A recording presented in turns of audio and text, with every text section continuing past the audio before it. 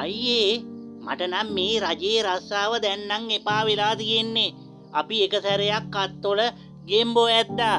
ඊළඟ සැරේ සරපයෝ ඇද්දා. දැන් ඉතින් කබර ගොයි අදින්න වෙලා තියෙන්නේ.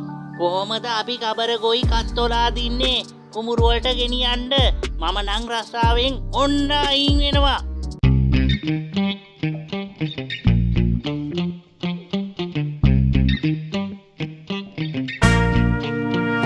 ඉතින් ළමයිනේ සර්පයින් බෝවීම අඩු කරන්න කියලා මහා දැනමුත්තගේ අනුදැනුම මත රට පුරාම කබර ගොයින් කුඹුරු වලට මුදා හැරීම නිසා සර්පයින්ගෙන් ගොවීන්ට තිබුණු කරදරේ ඉතා ඉක්මනට අඩු වෙලා ගියා.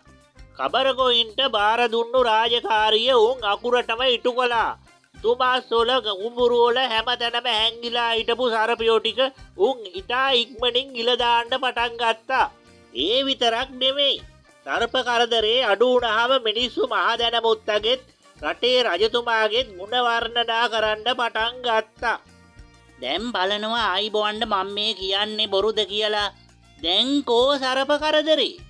මේකට ඉතින් අර මහා දැනුමැති අපේ මහා දැනමුත්තගෙත් රටේ රජතුමාගෙත් උත්සාහවන්තකම නිසා නෑ මේ ප්‍රශ්නේ විසඳුනේ. ඒත් ඔය විදිහට ටික කාලයයි ගත වුණේ.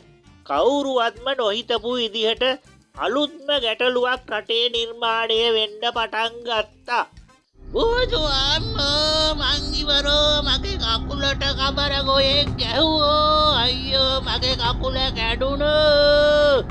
අයිරයි වරයි මගේ කකුල කැඩුවෝ. අයියෝ කකුල කැඩුවෝ. බෑනු කුඹුර පැත්තෙන් මර ලතෝනි හඬක් ඇහෙනවා. ඉක්මන් කරලා යමම් බලන්න. අනේ මන් දන්නේ මොන කරදරයක් වෙන්න යනවද කියලා රටට.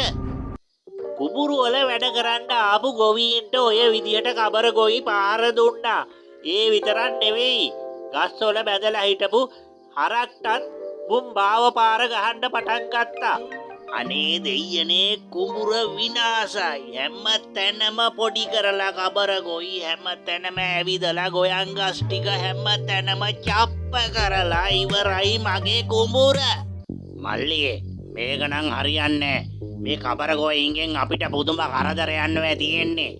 අපේ ගමේ ඉන්න කොල්ලෝ ටික දැනුවත් කරලා මේ කබර ගොයි ටික විනාශම කරලා දාන්න වෙනවා දැන් ඉතින් අපිට.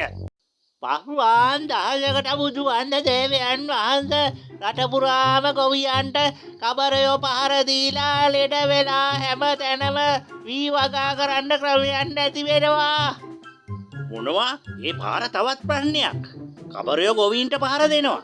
අනේ අම්මපා මේ ප්‍රශ්නේ කොහොමද අපි විසඳන්නේ? හරි මමත් එනවා යන්න බලන්න.